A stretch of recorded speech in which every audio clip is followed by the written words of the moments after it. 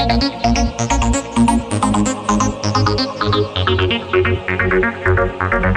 India, स्वागत है आपका आपके अपने यूट्यूब चैनल वाईटी प्रेपअप पर। तो आज हम लोग पढ़ेंगे एचसीएफ एंड एलसीएम। तो सबसे पहले ये समझ लीजिए कि एचसीएफ एंड एलसीएम में 8 से 10 टाइप का सवाल एग्जाम में पूछा जाता है और इतना ही टाइप का सवाल आपको पढ़ना भी है, चाहे आप किसी भी बुक से पढ़ते हो। तो मैं आपको सारे टाइप का सवाल एक जगह पर पढ़ाऊंगा, यानी कि सबसे पहले एक टाइप का सवाल उठाऊंगा, उसका कंसेप्ट बताऊंगा और उसके बाद उससे जितना भी सवाल उससे पूछा जाता होगा, बार बार वही सवाल रिपीट होता है, ठीक है, तो उसका सवाल वहां पर करा दूंगा। और ऐसा 7 से 8 पार्ट होना चाहिए, लेकिन किसी क्लास में एक टाइप का ही सवाल बताएंगे, किसी क्लास में 2 से 3 टाइप का सवाल बताने का कोशिश करेंगे, ठीक है।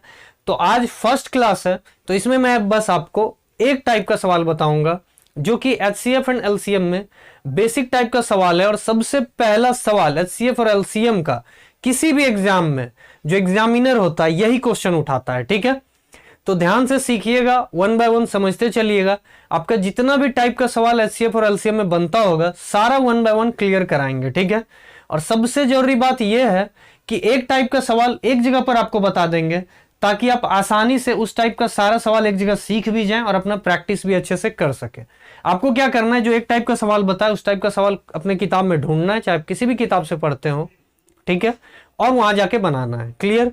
तो आइए स्टार्ट करते हैं। तो सबसे पहला जो आज हम लोग का फर्स्ट टाइप का सवाल है, टाइप 1।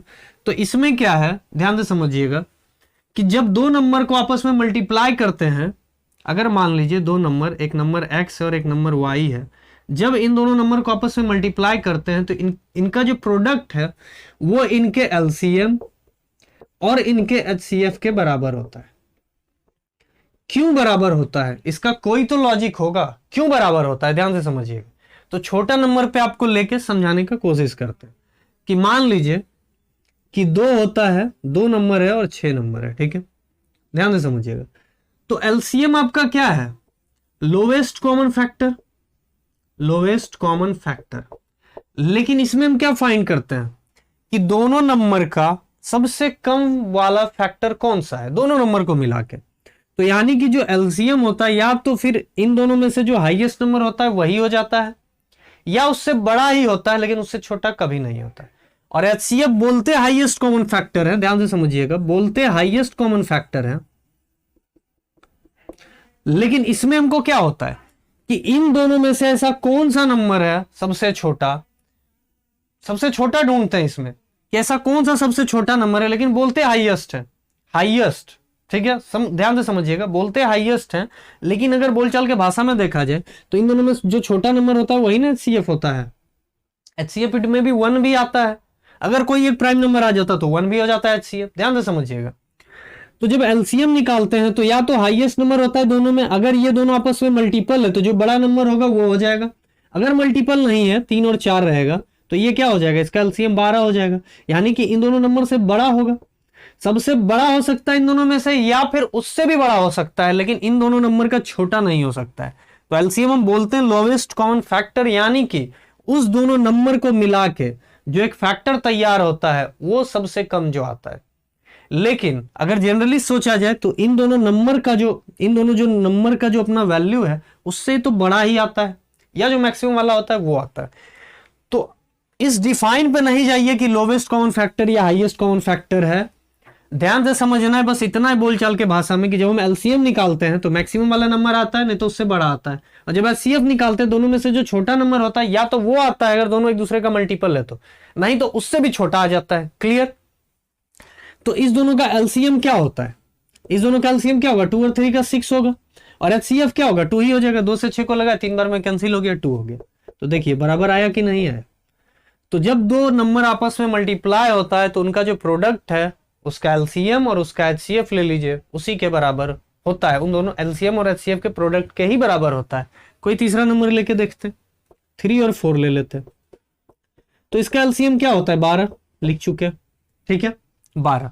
इसका एचसीएफ क्या होगा, तो एक प्राइम नंबर है, तो एक बात याद रख लीजिएगा कि जब भी कहीं भी प्राइम नंबर आ गया एचसीएफ निकालने में तो उसका एचसीएफ हमेशा 1 होगा।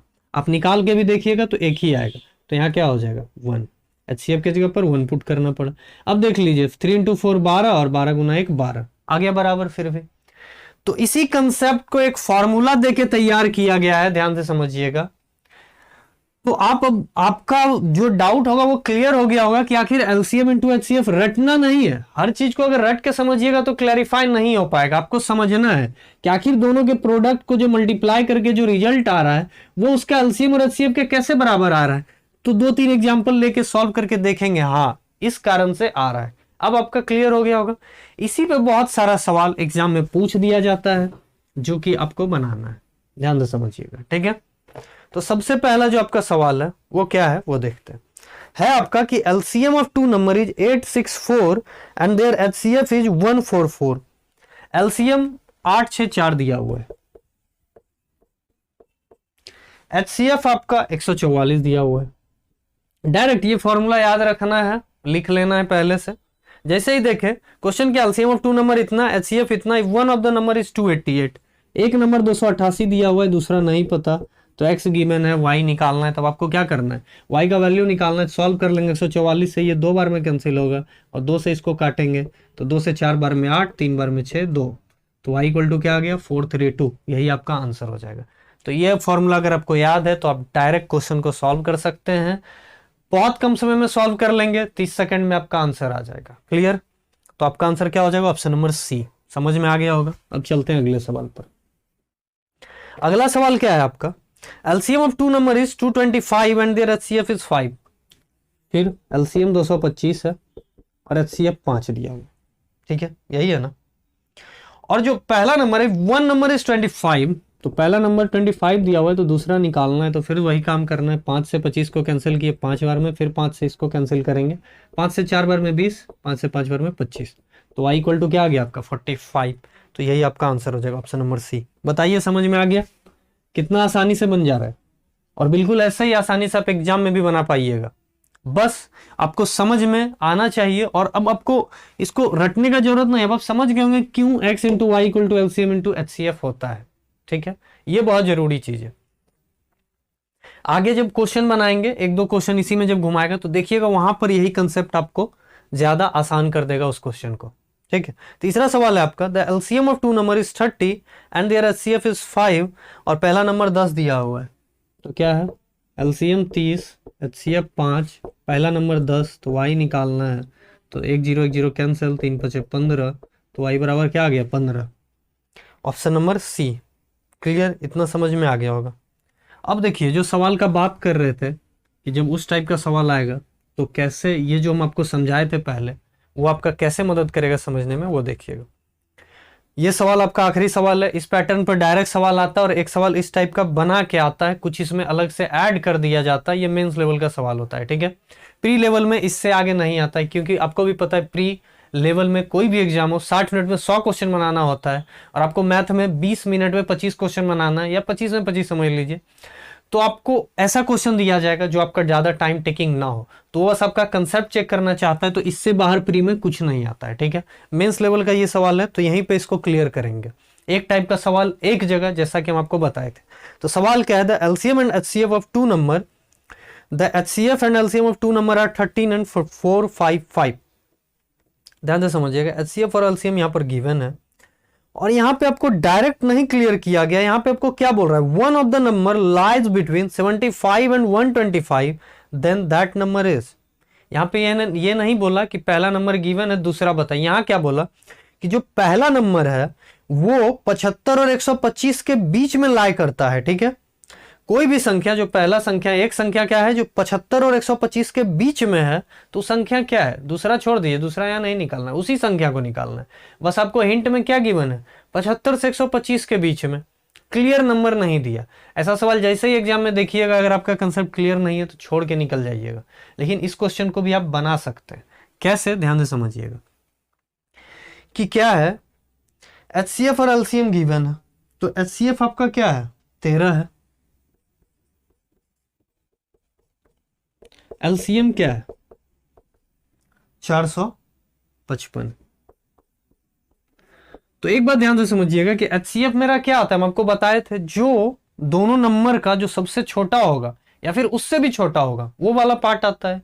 और जो एचसीएफ आता है वो गारंटी है कि जो दोनों नंबर है उसका मल्टीपल होता है। क्लियर? ठीक है, वो जो नंबर होता है उन दोनों का एकदम गारंटी है कि फैक्टर होगा, मल्टीपल होगा। ठीक है, यानी कि जो HCF आता है उससे जब हम उस दोनों नंबर को डिवाइड करेंगे तो एग्जैक्टली 100% कटेगा। क्लियर? ठीक है, उसी नंबर से। ठीक है, तो हम क्या लिख सकते हैं इसको, अगर अपने भाषा में बनाना चाहें, अगर HCF 13 दिया हुआ है, ध्यान से समझिएगा, तो हम दो नंबर बना सकते हैं। एक नंबर को x मान लेते हैं और एक नंबर को y। तो मेरा नंबर क्या हो गया, 13x इंटू 13y। दोनों नंबर यहां पर हमको गिवन आ गया।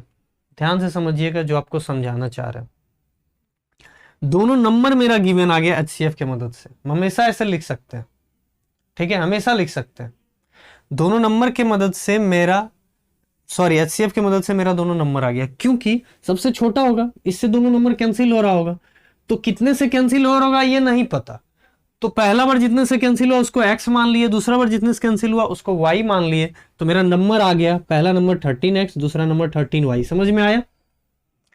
HCF सबसे छोटा वाला नंबर होता है और उससे दोनों नंबर डिवाइड होगा हमेशा। जो भी HCF आता है दोनों नंबर डिवाइड होगा। मान लीजिए पहला नंबर, ये दूसरा नंबर HCF से डिवाइड होता है 13 से।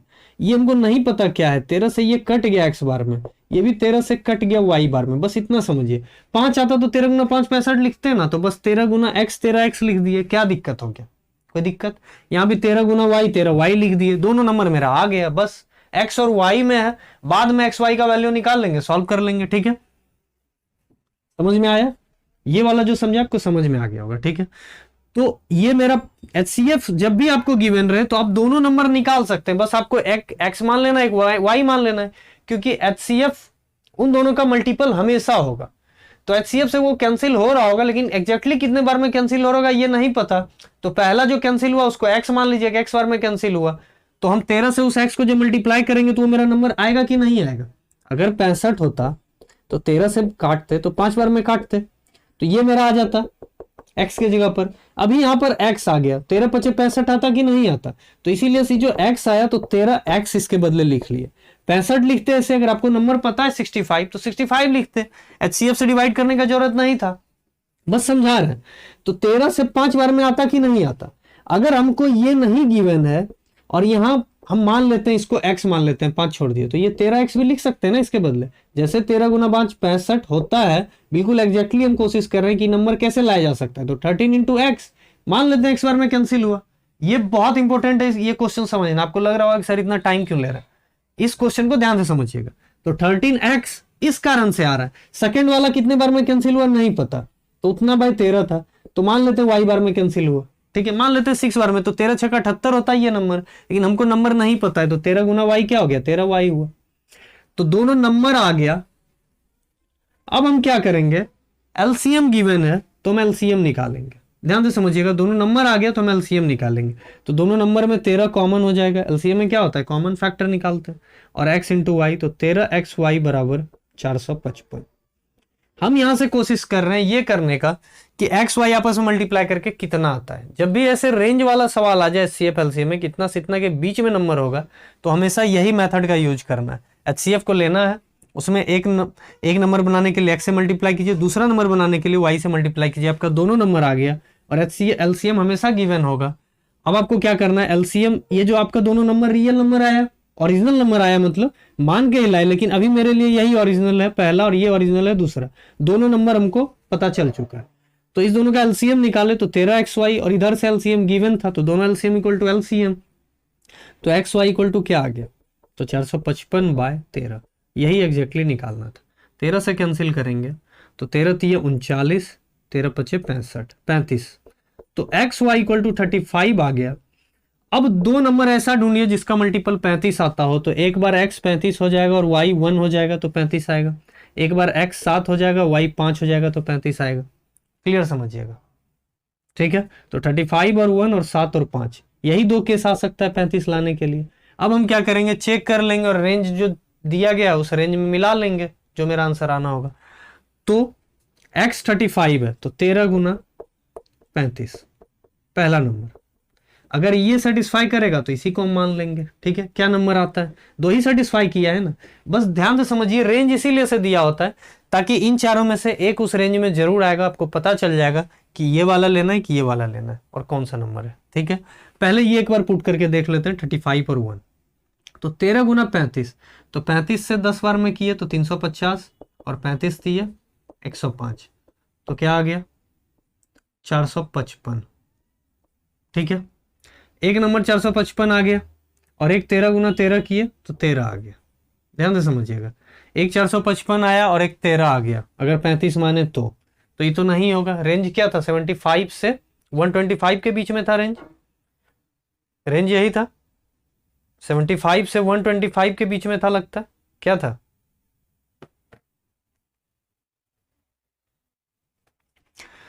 तो 75 से 125 के बीच में था, तो ये तो नहीं होगा गारंटी, क्योंकि एक 455 एक 13 आ गया, वही आ गया जो नंबर था एलसीएम और एचसीएफ। ऐसा हो भी सकता है, हम आपको बता चुके हैं कि जो नंबर रहे दोनों वही एलसीएम और एचसीएफ भी हो सकता है एक दूसरे का। ठीक है, अब 7 और 5 को लेके देखते हैं। तो 13 गुना 7 91 और 13 गुना 5 65।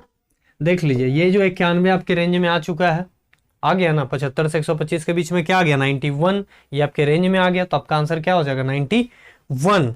ध्यान से समझिए इस टाइप के सवाल को, आपका क्या आ गया 91, ऑप्शन नंबर बी। क्या करना था कि सबसे पहले क्या माने, एचसीएफ में x मल्टीप्लाई किए पहला नंबर, एचसीएफ में y मल्टीप्लाई किए दूसरा नंबर, x और y माने। अब इस दोनों से एलसीएम निकाले और जो एलसीएम गिवन था वो बराबर कर दिए। अब तो आ गया ना, अब एक्स वाई का वैल्यू आ गया 35। अब ऐसा नंबर ढूंढना है जिसका मल्टीप्लाई 35 आता हो, तो एक 35 और एक खुद है और एक 7 और 5 है, बाकी और कोई नहीं है। अगर 3 केस आने वाला नंबर होता तो तीनों का देखते 1 बाय 1। ठीक है, अब 35 और 1 दोनों पे जगह पुट करके देखे तो 455 और 13 आ गया, जो कि 75 और 125 के रेंज से बाहर था। ठीक है, तो 7 और 5 पुट करके देखे तो 91 और 65 आया, और ये 75 से 125 के बीच के रेंज में आ गया, तो यही मेरा आंसर हो जाएगा। जो भी रेंज दिया जाए उसमें जरूर आएगा, 3 केस रहेगा तो तीनों केस को चेक करेंगे, जरूर आएगा। ठीक है, तो ये मेंस का सवाल है, टाइम थोड़ा लगेगा लेकिन आप इसको बना सकते हैं, और जो एक बार समझ गए हैं उनको बनाने में समय नहीं लगेगा। बस करना क्या था, बस 13x 13y लिखे, एलसीएम निकाले, 13xy xy का वैल्यू निकाले, 2 रेंज लाए और 1 बाय 1 पुट करके देख लिए, जो रेंज में आ गया वही आंसर हो गया। क्लियर, समझ में आ गया होगा। तो यही सवाल था एचसीएफ एंड एलसीएम का, टाइप 1 का। बाकी टाइप 2 अगले क्लास में देखेंगे। तो जो नए इस चैनल पर वो सबसे पहले इस चैनल को सब्सक्राइब कर दें, और जिनको ये क्लास अच्छा लगा हो, क्योंकि देखिए मेरा कोशिश यही है कि हम आपको अपना 100% दे सके और आप एग्जाम में बेटर स्कोर कर सके। जिनको मैथ नहीं आता है वो भी सीख जाए। ठीक है, इसीलिए से एक नॉर्मल टाइप का सवाल उठा के आपके लिए लेकर आते हैं। तो हम इतना मेहनत करें तो थोड़ा आप भी मेहनत कीजिए, थोड़ा शेयर कर दीजिए, जितने भी दोस्त हैं आपके सबको शेयर कीजिए, ताकि ज़्यादा से ज़्यादा लोगों तक ये पहुंच सके। ठीक है, तो अगले टाइप के सवाल में मिलेंगे। एलसीएम एचसीएफ का अगला क्लास में टाइप 2 टाइप 3 बहुत सारा टाइप है, सारा देखेंगे। तो फिर मिलते हैं इसी तरह। हमारे क्लास को लास्ट तक जरूर देखिए, क्योंकि बहुत अच्छा सवाल होता है, और जो अच्छा सवाल होता है वो मैं आपको सबसे लास्ट में बताता हूँ। ठीक है, तो ध्यान से समझिए, और क्लास को पूरा क्लास जितना भी आपको पढ़ा रहे हैं सारा देख लीजिए, आपका मैथ का जितना भी डाउट है सारा क्लियर हो जाएगा। तो आज के लिए इतना ही, फिर रहने देते हैं, फिर मिलते हैं अगले क्लास में। धन्यवाद।